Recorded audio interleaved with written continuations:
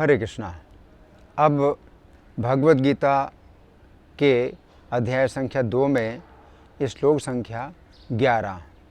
श्री भगवान उवाच अशोच्यानन्वा शोचस्त्वं प्रज्ञावादां च भाससे गतासु न गतासूंश्च नानुशोचन्ति पंडिता।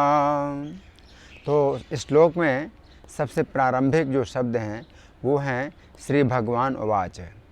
तो यहाँ भगवद गीता में श्री कृष्ण के लिए श्री भगवान शब्द का प्रयोग किया गया है।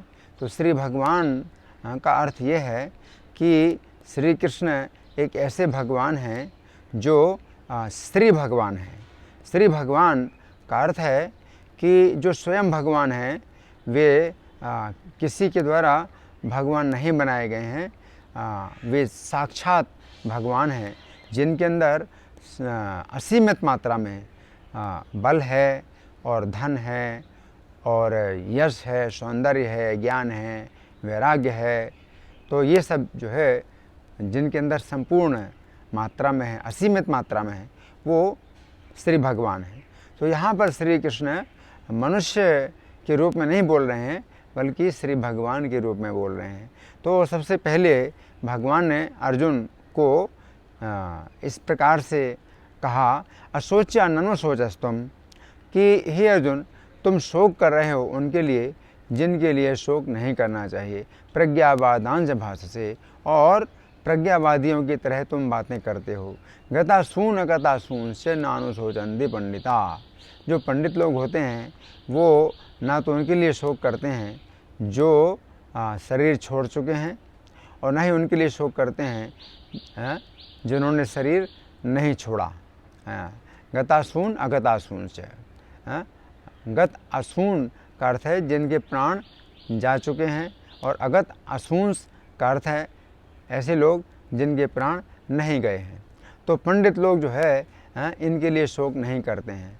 तो भगवान इस श्लोक में अर्जुन को ये समझा रहे हैं कि शोक करने का विषय वास्तव में ये नहीं है, क्योंकि ये जो शरीर है ये नाशवान है।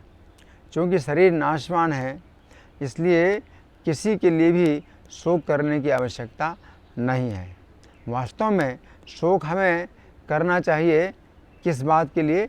अपने लिए शोक करना चाहिए कि हम इस भौतिक संसार में क्यों आए हैं और ये जन्म मरण का ये जो चक्र है इसमें हम क्यों फंसे हैं।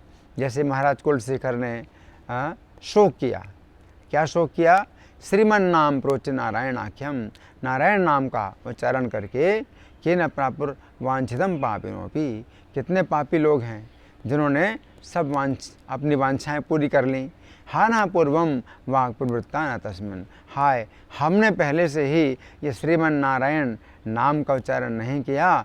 तेन प्राप्तम गर्भवास आदि दुखम, इस कारण से हमने गर्भवास के अनेक दुख प्राप्त किए। तो ये शोक का विषय है कि हमें शोक करना चाहिए या दूसरों के लिए भी शोक करना चाहिए।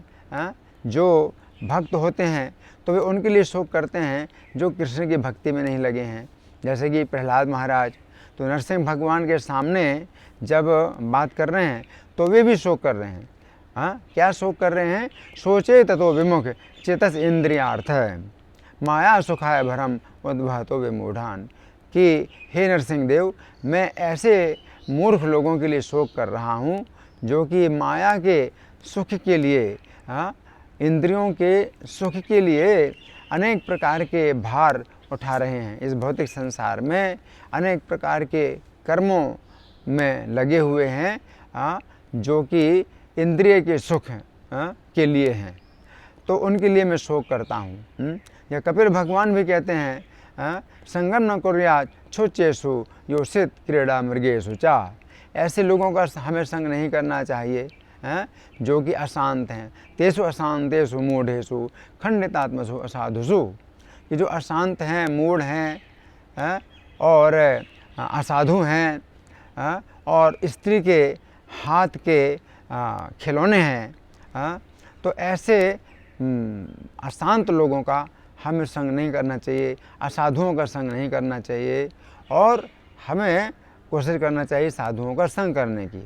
हमें साधुओं का संग नहीं प्राप्त हो रहा है, इसके लिए शोक करना चाहिए। और हमें असाधुओं का संग अगर प्राप्त होता है तो इसके लिए शोक करना चाहिए। तो शोक का विषय वास्तव में ये है, ये शोक का विषय नहीं है कि हमारे कुटुंब की हत्या हो रही है और हमारे कुटुंब का विनाश हो रहा है, क्योंकि हमारा वास्तव में इस भौतिक संसार में कोई कुटुंब नहीं है।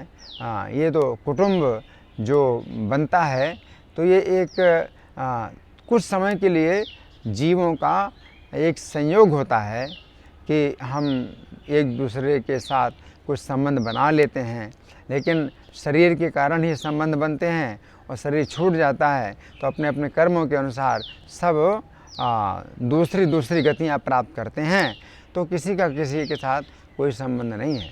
तो वास्तव में अर्जुन जो शोक कर रहे हैं अपने कुटुंबियों के लिए, तो ये शोक का विषय नहीं है। हरे कृष्णा।